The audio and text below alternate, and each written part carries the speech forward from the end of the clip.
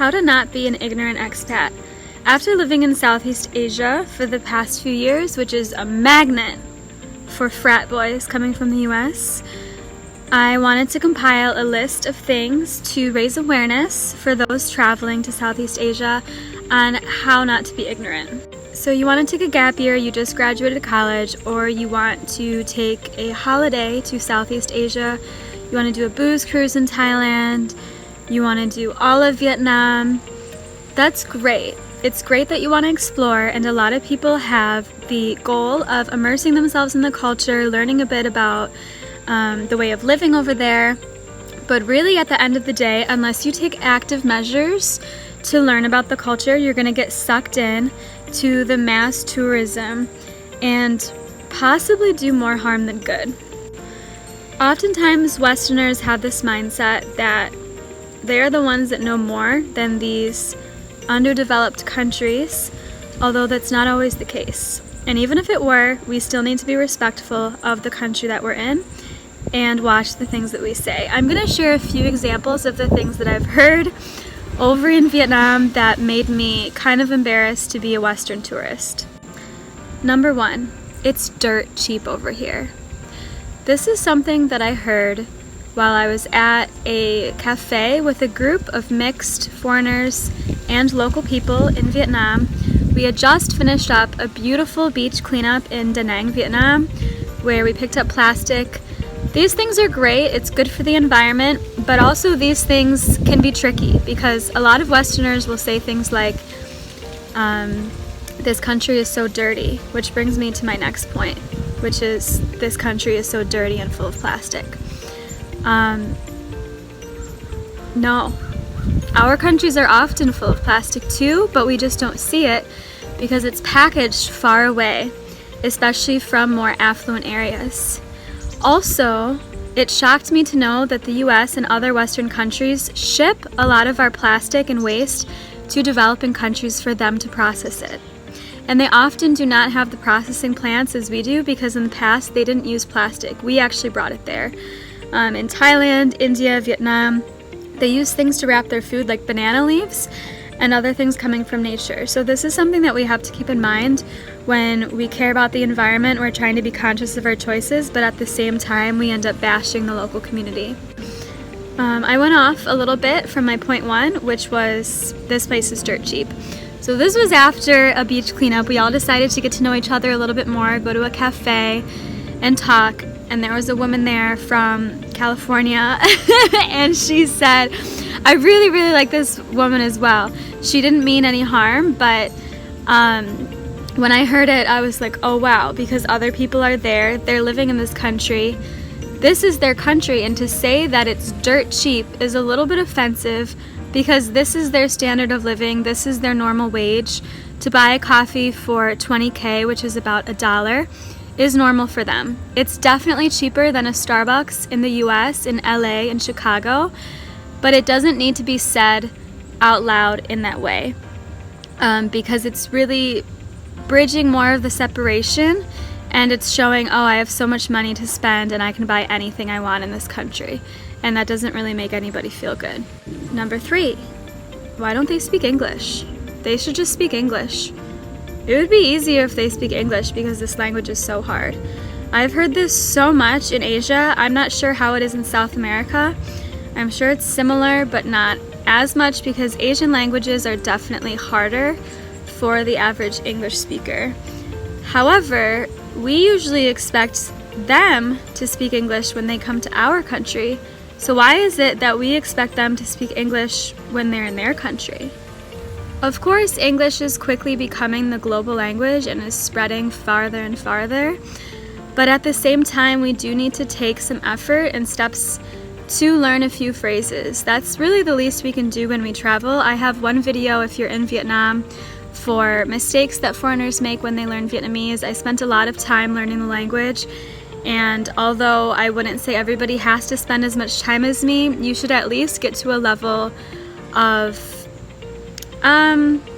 Not even conversational, because that's going to take you a lot of time. But if you do plan to spend your time in this country, and especially if you're teaching your own language and making a lot of money, then you should at least put in the effort to communicate with locals in their own tongue, because it is totally different. It's a totally different interaction when you're making an effort. And at the same time, when you do it, you shouldn't expect them to be impressed by you. This is a normal thing. When they speak English, we think it's normal. We might even complain about their accent. I can't understand them. What are they saying? But then when we speak a little bit of broken Vietnamese, we expect them to compliment us. Wow, I can't believe you know that.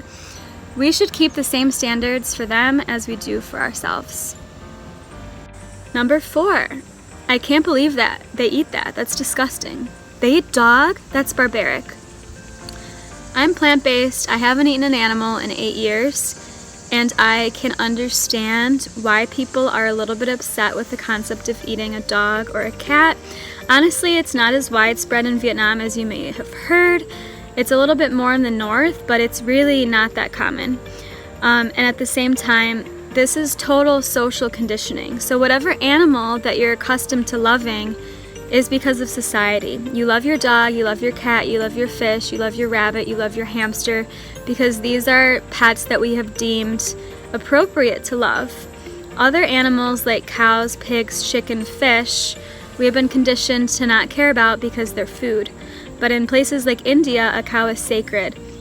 And in places like Vietnam, actually they're probably doing more for the environment when they're eating a stray dog versus our industrialized animal agriculture when we're eating cows. So this might be a bit difficult for people to comprehend, or maybe you're resisting this idea, but I really do think that it's true. Every animal is an animal, and for us to judge another culture based on what they eat is a bit ignorant. And number 5 is more general comments about the whole population of a country being a certain way.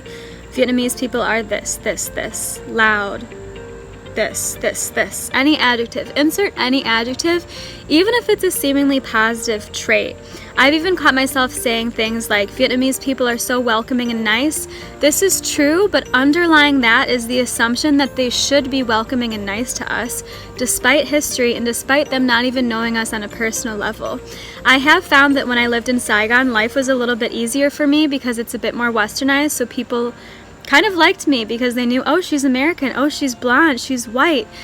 And in a sense, it was better that way, but at the same time, I want somebody to be my friend because they know me. And when we label people like this, we're not really getting to know them on a deeper level. We're making generalizations, we're discriminating people based on their group and their race, when really Vietnamese people are as diverse as Americans. You're going to find Vietnamese people that are more friendly. You're going to find Vietnamese people that are more closed off.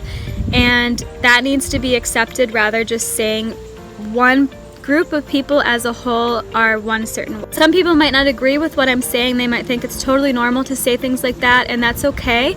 I just want to give my perspective after working with a lot of different populations in my life, studying social work, and being in this country, Vietnam, and Southeast Asia in general for a really long time, and noticing some patterns there, especially among Western expats from more affluent countries like the States, Europe, and Australia. If you're also a traveler, I would love to hear some comments that you've heard over there that kind of made you step back and think, whoa, when you've been traveling, maybe in hostels or around other expats. If you haven't traveled yet but would like to, and you want more information about how to learn about the countries, then please comment below and I would love to answer any questions. I would love to live in a world where every culture is appreciated for their strong points and what they offer, instead of one country or one group of people being able to travel more freely than others and imposing their own values. And this is really what I'm seeing on a mass scale with Western tourism, is that we're imposing our own cultural values on them,